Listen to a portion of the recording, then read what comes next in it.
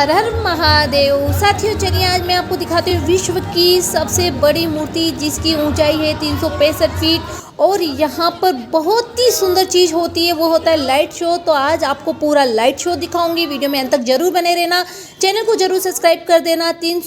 280 feet जाने के बाद इस तरह से शीशों पर चला जाता है तो ये बहुत ही अच्छा अनुभव होता है। यहाँ का प्राकृतिक नज़ारा बहुत ही सुंदर है, बहुत ही ज़बरदस्त है। यह है नाथद्वारा राजस्थान के अंदर, बहुत ही सुंदर मूर्ति की स्थापना हुई है। विश्व की सबसे बड़ी सुंदर मूर्ति। यहाँ का लाइट शो होता है रात को 7 से 7:30 बजे के बीच में, जो बहुत ही सुंदर है। और आज जो लाइट शो का थीम है वह है शब्द की उत्पत्ति कैसे हुई है। पूरी वीडियो में आप जरूर देखना, वीडियो को अंत तक जरूर बने रहना। शब्द की उत्पत्ति का एक एक चीज़ आपको लाइट शो के माध्यम से बताई जाएगी। पूरा लाइट शो स्टार्ट होने वाला है, जरूर बने रहिए वीडियो में।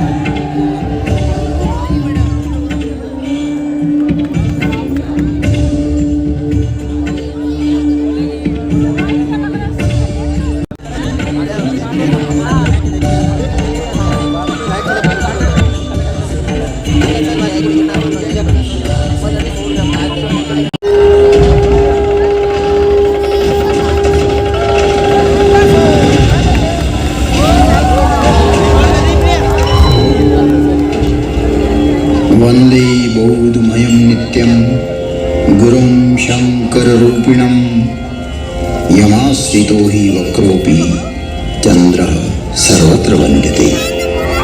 भवानी शंकरो वंदे श्रद्धा विश्वासरूपिणो याभ्यां विना न पश्यन्ति सिद्धः स्वान्तः स्थलीश्वरः। तुम त्रिभुवन गुरुवेद बखाना आन जीव पावर का जाना। विश्वनाथ ममनाथ पुरारी त्रिभुवन महिमा विदित तुम्हारी, विदित तुम्हारी, विदित तुम्हारी।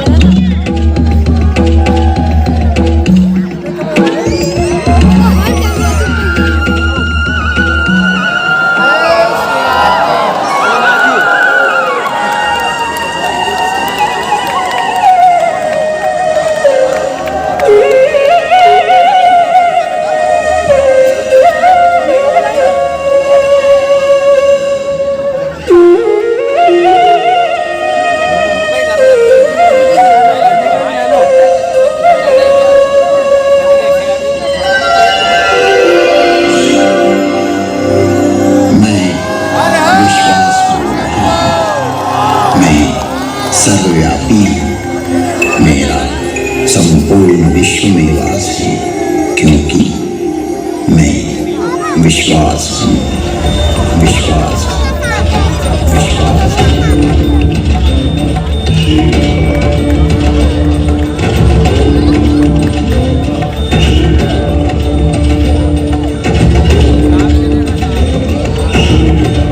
इस अंतहीन ब्रह्मांड में प्रचंड प्रलय करता एवं प्रलय नियंत्रक मैं ही हूँ। मेरा विज्ञान रूपी विधाता एवं विष्णु इतना विकसित, विस्तृत और व्यापक है जो कि जीव मात्र की क्रिया, प्रतिक्रिया, विचार, सुविचार, कर्म, सुकर्म तथा जन्म जन्मांतरों की सारी चेष्टाएं इस प्रकाश पुंज में संरक्षित रखता है और फल सुफल का प्रतिफल यहीं से प्रादुर्भूत होकर परिणाम में परिवर्तित होता रहता है। मेरी इस संरचना में से किसी का कोई भी किया हुआ कर्म मिटाया नहीं जा सकता। जन्म हेतु सब कह पितु माता, कर्म शुभा शुभ देहि विधाता।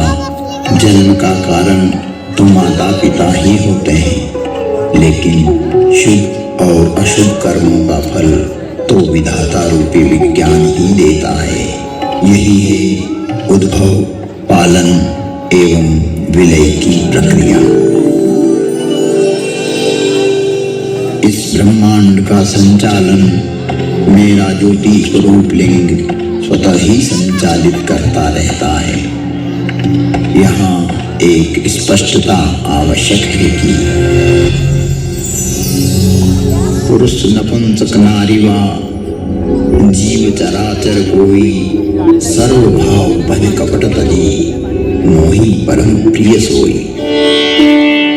इस चराचर जगत में व्याप्त जीव मात्र, चाहे वह पुल्लिंग हो, स्त्रीलिंग हो, नपुंसकलिंग हो या चराचर जगत में किसी का भी प्रतीक हो, अर्थात किसी भी लिंग का जीव हो, कपट छोड़कर जो भी सर्वभाव से मुझे बचता है वही मुझे परम प्रिय है। यहाँ लिंग का अभिप्राय श्रेणी, वर्ग, वर्ण, विभाग से है, किसी के प्रतीक से है। पुनिधर शरीरा तिर्यक योनिया, जलचर, थलचर, नभचर जैसे पशु, पक्षी, कीट, ब्रह्म, मीन आदि आदि योनियों में प्राणी देह धारण करता है। जैसा कि हमारे यहाँ 84 लाख योनियों का वर्णन मिलता है। स्पष्ट है कि योनि अर्थात जीव का एक प्रकार। जगत में शिवलिंग एवं योनि को अंग विशेष के रूप में प्रचारित करना सनातन धर्म को प्रदूषित करने की कुचेष्टा है।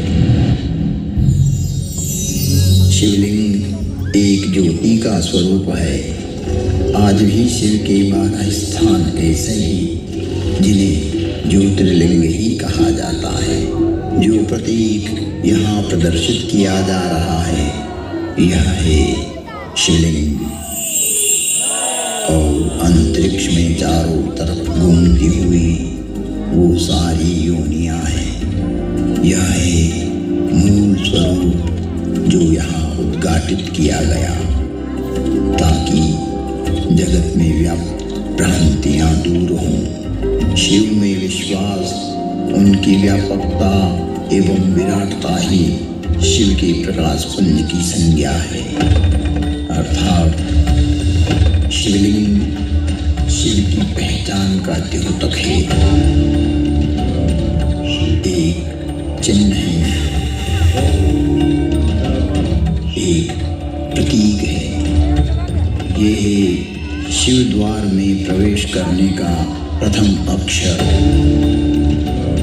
शिव है द्वार, एक भीतरी प्रवेश के लिए यह है प्रतीक। इस स्पष्टता के उपरांत भी भ्रामक अर्थ प्रचारित करना उचित नहीं है।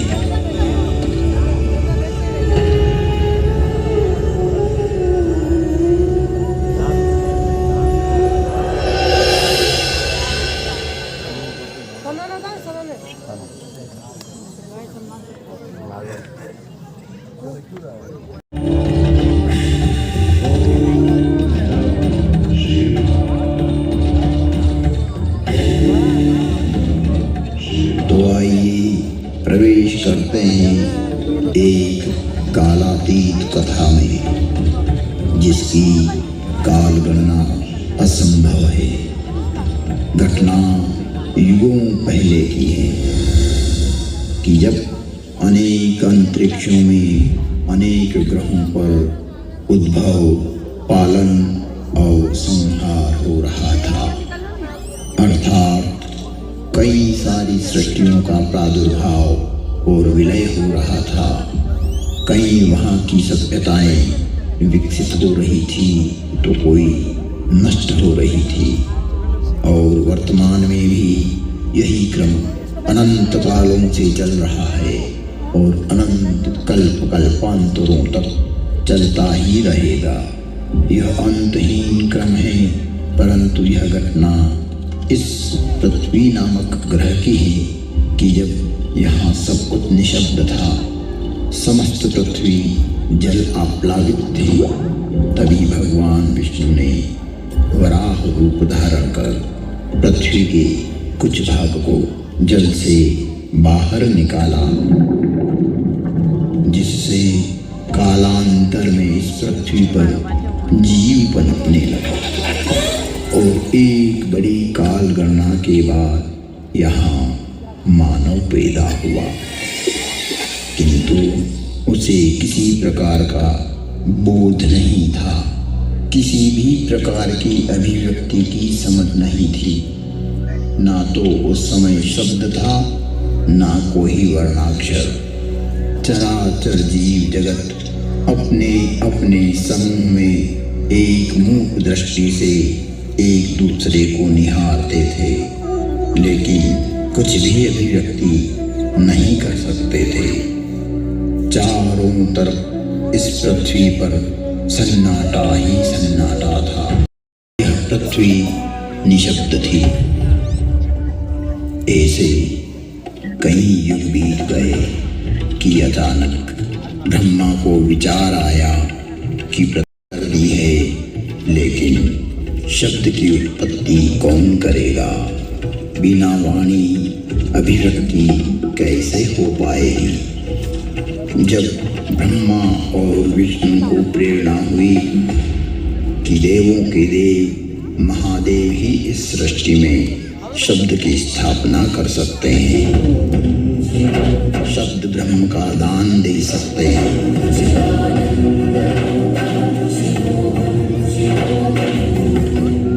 परंतु शिव का समय अधिकतर समाधि में ही व्यतीत होता था। जगत में वेद की स्थापना के लिए, मनुष्यों में प्राणियों में सत्य प्रेम और करुणा की भावना प्रकट करने के लिए, शब्द को देह देने के लिए महादेव को समाधि से जगाना अति आवश्यक है। जब ब्रह्मा विष्णु और सारे देवताओं ने महर्षि पाणिनि को प्रेरणा की कि वो महादेव को प्रसन्न कर जगत में शब्द प्रकट करने की प्रार्थना करें,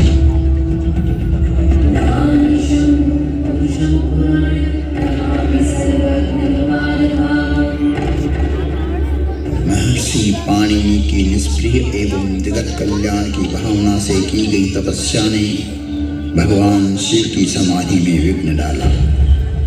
महादेव की समाधि असमय भंग हो गई। महादेव की जागते ही उनका रौद्र रूप प्रकट हुआ और उन्होंने अपना नाद शस्त्र डमरू उठाया और भयंकर तांडव करने लगे।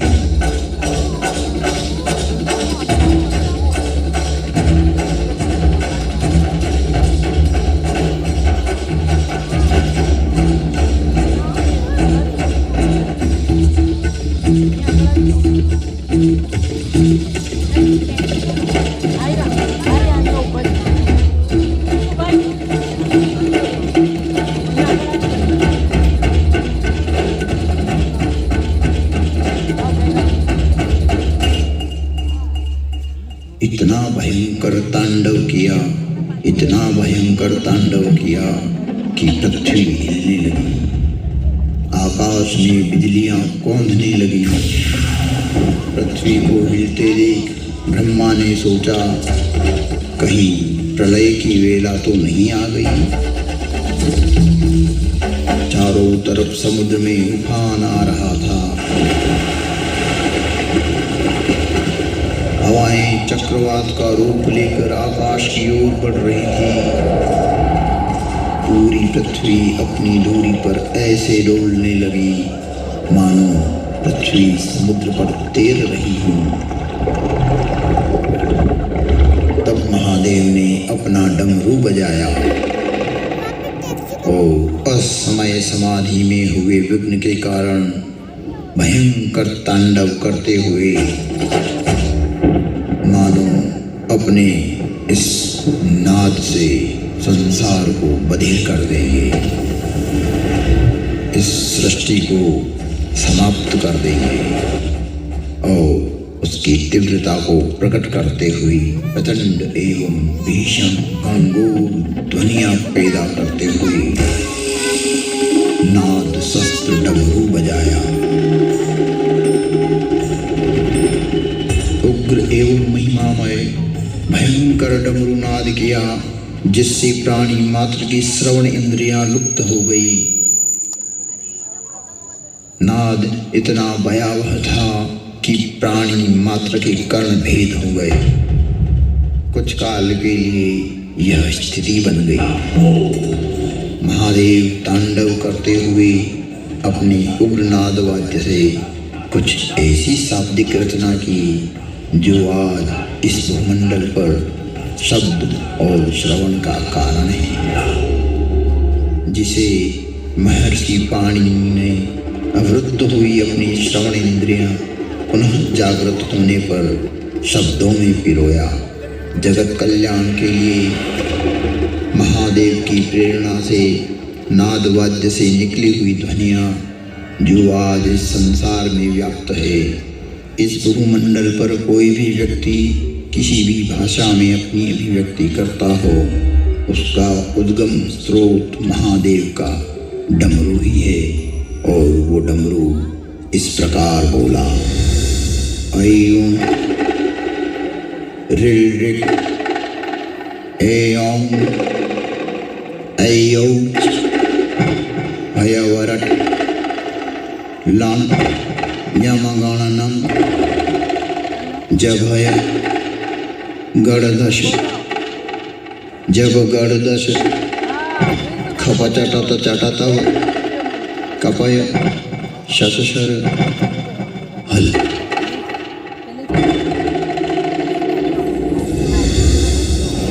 ऐं ऋ ऐं ऐऔ हयवरटलाण यमगण नम जभय गणदश जब गणदश खपचटत चटतव कपय शशशर हल।